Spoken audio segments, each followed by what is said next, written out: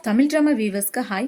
இன்னைக்கு இந்த டிராமாவோட 3வது எபிசோட்ல என்ன நடக்க போகுது அப்படின்றத பார்க்க போறோம். டிராமாக்குள்ள போறதுக்கு முன்னாடி மறக்காம லைக் அண்ட் சப்ஸ்கிரைப் பண்ணிட்டு வாங்க. லாஸ்ட் எபிசோட்ல ரன் பாத்தீங்கன்னா இவன் என்ன சொன்னாலும் அதை கேட்கிற நிலைமையில தான் இருந்திருப்பா. இப்ப அவனை பாத்தீங்கன்னா உனக்காக எல்லா பணமும் நான் தரேன் செல்லாம் அப்படின்னு சொல்லி அவ கூட நைட்டு ஒன்னாவே ஸ்டே பண்ணிட்டு இருக்கான். அப்படி ஸ்டே பண்ணிட்டு இருக்கும்போது அவனோட போனுக்கு ஒரு மெசேஜ் வருது. என்னடான்னு பார்த்தா ஷேர் ஹோல்டரோட மீட்டிங்கை பத்தி தான். அந்த மெசேஜ் வந்த உடனே எனக்கு முக்கியமான வேலை இருக்கு அப்படின்னு சொல்லிட்டு அவன் கூட அந்த இடத்த விட்டு ஓடி போக இவ அவளோட ட்ரெஸ் எல்லாம் போட்டுட்டு வந்துட்டு இருக்கா. இப்ப அவங்க வீட்டு கதவை யாரோ தட்டிட்டு இருக்க. ஒருவேளை யாங் தான் திரும்ப வந்துட்டானா அப்படின்னு யோசிச்சுட்டு இவ போய் கதவை திறந்து பார்த்தா அந்த இடத்துல யோயோ தான் இருக்கா. யோயோவை பார்த்த உடனே இவளுக்கு தூக்கி வாரி போட்டுருது. இப்ப யோயோ உள்ள வந்துட்டு என்ன சொல்றானா, என்ன என் புருஷன் கூட ஜாலியா இருந்த போல அப்படின்னு சொல்லிட்டு இருக்க. நீ எதுக்காக இங்க வந்த, உனக்கு என்ன வேணும் அப்படின்னு சொல்லி இவ கேட்டுட்டு இருக்க. இப்ப இந்த பக்கம் யோயோ போய் ஜன்னல் வழியா எட்டி பார்த்துட்டு இருக்க. ஹீரோ அந்த இடத்துல இருந்து கார் எடுத்துட்டு போயிட்டு இருக்கான். இப்ப அவ என்ன சொல்றானா, என் புருஷன் கூட ரிலேஷன்ஷிப்ல இருக்கான்னு நினைச்சிட்டு இருக்கியா? அவனை பொறுத்த வரைக்கும் நீ ஒரு குப்பை தொட்டி, வேணும்னா உன்னை யூஸ் பண்ணிட்டு எப்ப வேணாலும் தூக்கி போடுவான் தெரியுமா அப்படின்னு சொல்லிட்டு இருக்க. நீ போய் சொல்லாத, அவர் என்னை உண்மையாவே காதலிக்கிறாரு அப்படின்னு இவ சொல்லிட்டு இருக்க. எனது உன்னை உண்மையா காதலிக்கிறானா? உண்மையா காதலிக்கிறதுக்கான அர்த்தம் இன்னும் கொஞ்ச நாள்ல உனக்கே புரியும் அப்படின்னு இவ சொல்லிட்டு இருக்க. இப்ப அவளை பாத்தீங்கன்னா உனக்கு என்னதான் வேணும், எதுக்காக இங்க வந்திருக்க அப்படின்னு சொல்லி கேட்டுட்டு இருக்க.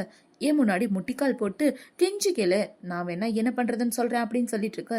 நீ சரியான சைக்கோ அப்படின்னு சொல்லிட்டு அவன் இடத்த விட்டு போக பார்க்க இப்ப யோயோ பாத்தீங்கன்னா கத்தி எடுத்து கழுத்துல வச்சுட்டு இந்த இடத்த விட்டு நகர்ந்தன்னு வச்சுக்கையே, உன்னோட இந்த அழகான வாழ்க்கை மொத்தமா மாறி போயிரும். அப்புறம் போலீஸு கேஸுன்னு நீ அலைய வேண்டியதான், ஏன்னா என்ன கொலை பண்ணதுக்கு அப்படின்னு சொல்ல அவ ரொம்ப பயந்து போயிடுறா. இப்ப இந்த பக்கம் ரோஷினி ஆபீஸ்ல நடந்து வந்துட்டு இருக்கும் போது அவளுக்கு ஹீரோ தான் கால் பண்றான். அவன் கால் பண்ணி என்னை பாக்குறதுக்காக என் ஷிப்புக்கு வா அப்படின்னு சொல்ல இவளும் ஹீரோவா பாக்குறதுக்காக ஷிப்புக்கு போயிட்டு இருக்கா.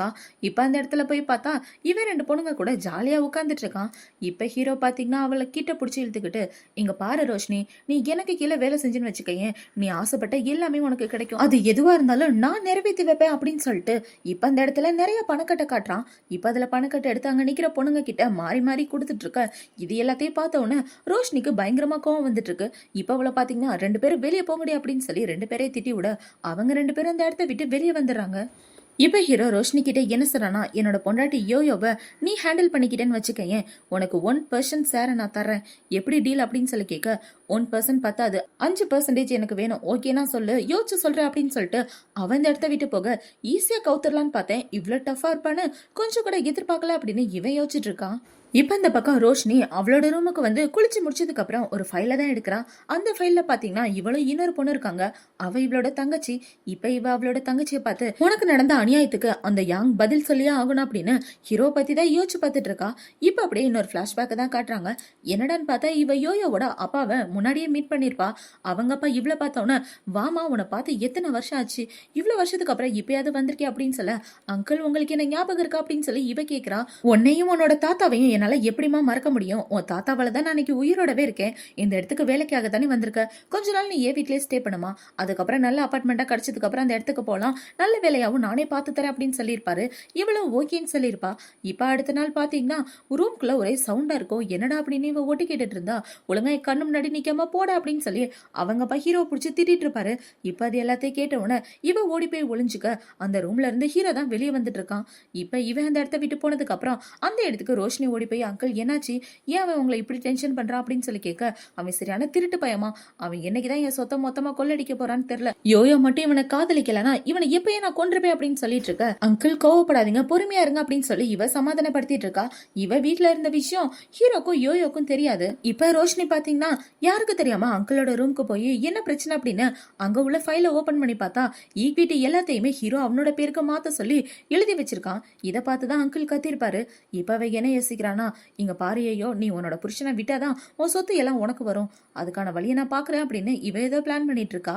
இப்ப இவ இப்படி யோசிச்சுட்டு இருக்கும்போது அவங்க வீட்டு கதவை யோயோ தான் தட்டுறா. இப்ப வந்து இவ யாருன்னு கேட்டவன, நான் தான் யோயோ வந்திருக்கேன், நான் உனக்கு எதுவும் பண்ண மாட்டேன், உன்னை நேர்ல பார்த்து பேசணும் அப்படின்னு சொல்ல இவ்வளவு டோரை ஓபன் பண்ணி விடுறா.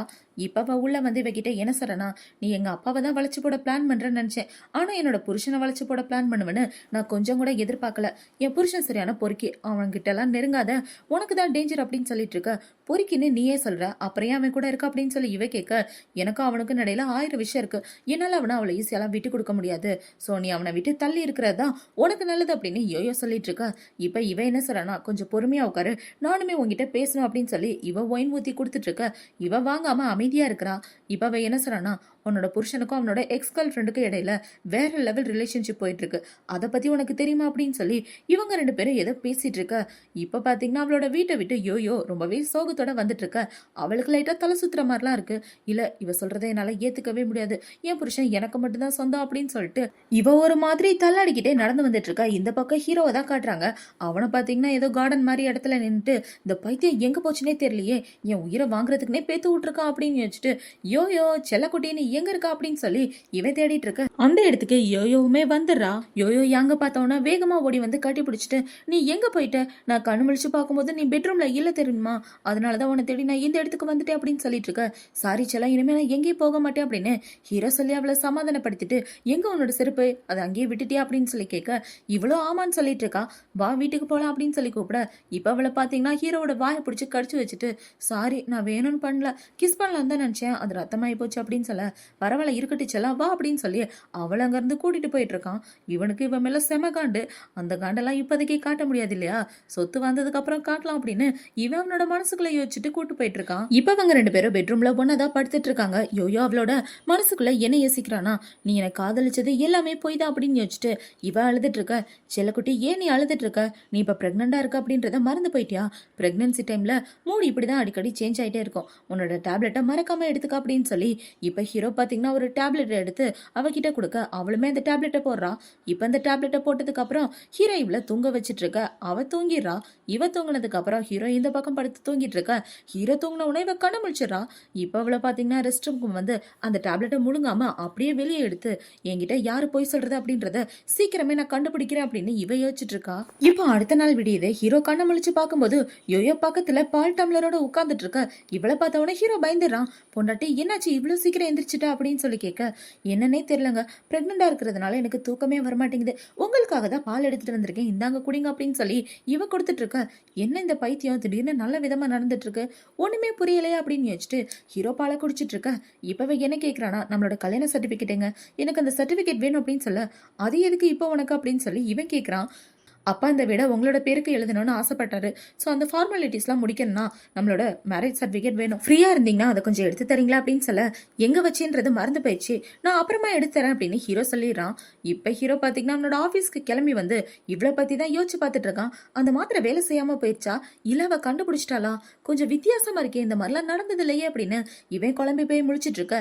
அந்த இடத்துக்கு ரோஷினி தான் வரா.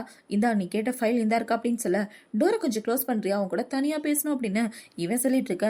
நாளா க்ளோஸ் பண்ண மாட்டேன், உன்னோட பிசாசு பார்த்துச்சுன்னா என்ன ஒரு வழி ஆக்கிருவா, அவகிட்டலாம் நம்மளால பேச்சு வாங்க முடியாது அப்படின்னு சொல்ல, இப்ப ஹீரோ போய் டோரை க்ளோஸ் பண்ணிட்டு வரான். இப்பவே என்ன சொல்றானா, நீ எனக்கு உதவி பண்ணுவியா மாட்டியா, என்னோட பைத்தியக்காரி பொண்டாட்டிய சமாளிக்கணும் அப்படின்னு சொல்ல, சமாளிக்கணும்னா நான் என்ன பண்ணணும், உனக்கு கல்யாணம் பண்ணிக்கணுமா அப்படின்னு சொல்லி இவன் கேட்டுட்டு இருக்க. கல்யாணம்லாம் ஒண்ணு பண்ணிக்க வேணாம், அதுதான் எனக்கும் புரியல அப்படின்னு இவன் முழிச்சிட்டு இருக்க. இப்ப அவளை பாத்தீங்கன்னா யோசிச்சு சொல்லு, நேத்து நைட்டு உன்னோட பொண்டாட்டி என்ன பாக்குறதுக்காக வந்தா, என்ன தெரியுமா சொன்னேன், எனக்கு உன் மேல இன்ட்ரெஸ்ட் இல்லைன்னு சொல்லி அவளை துரத்தி விட்டுட்டேன் அப்படின்னு சொல்லிட்டு இவன் அந்த இடத்த விட்டு போக, அவ என்ன சொன்னான்னு சொல்ல அப்படின்னு சொல்லி இவன் கேட்டுட்டு இருக்க. ரோஷினி அதெல்லாம் கண்டுக்காம அந்த இடத்த விட்டு போயிடுறா. இந்த பக்கம் யோயோ பாத்தீங்கன்னா அவங்க லாயரை பாக்குறதுக்காக தான் வரா. இப்ப அந்த லாயர் என்ன சொல்றாருன்னா, மேடம் உங்களோட ஹஸ்பண்ட்க்கு ஆல்ரெடி 2 தடவை கல்யாணம் ஆயிருக்குன்னு ரிஜிஸ்டர் ஆயிருக்கு, அவர் மேல கேஸ் கூட ஃபைல் பண்ணிருக்காங்க அப்படின்னு சொல்ல, இவ ஒரு பிளாஷ்பேக்கை பத்தி தான் யோசிச்சு பார்த்துட்டு இருக்கா. ஸ்கூல் படிக்கும்போது ஹீரோவை லவ் பண்ணிருப்பா. அப்ப பாத்தீங்கன்னா ஃப்ரெண்ட்ஸும் கூட பார்ட்டில இவன் நிறைய குடிச்சிட்டு இருக்க. ஹீரோ தான் அவளை வெளியே கூட்டிட்டு வருவான். இப்ப இவ்வளவு அவளோட ஃப்ரெண்டு கிட்ட விட்டு ஹீரோ இன்னொரு இடத்துக்கு போக, அந்த இடத்துல பாத்தீங்கன்னா ஏதோ ஒரு பொண்ணு வந்து ஹீரோ கூட சண்டை போட்டுட்டு இருக்கோம். போதையில இவ அதை பார்த்திருப்பா. மறுபடியும் கண்ணெல்லாம் தொடச்சிட்டு பார்க்கலான்னு பார்த்தா ஹீரோ அந்த பொண்ணை கூட்டிட்டு போயிருப்பான். அது எல்லாத்தையும் யோசிச்சு பார்த்துட்டு இவ வந்து ரொம்பவே ஃபீல் பண்ணி அழ ஆரம்பிச்சிடறா. இந்த மாதிரி ஒரு பொறுக்கி பையலையா நம்ம கல்யாணம் பண்ணிருக்கோம் அப்படின்னு. இப்போ அடுத்த நாள் ஆகுது. யோயோ அவளோட வீட்டுக்கு வந்து ஹீரோக்காக சாப்பாடெல்லாம் ரெடி பண்ணிட்டு இருக்க. அந்த பால்ல பாத்தீங்கன்னா ஏதோ உன கலந்துட்டு இருக்கா. இப்ப அவ கலந்துட்டு திரும்பும் போது கரெக்டா அந்த இடத்துல ஹீரோ தான் நிக்கிறான்.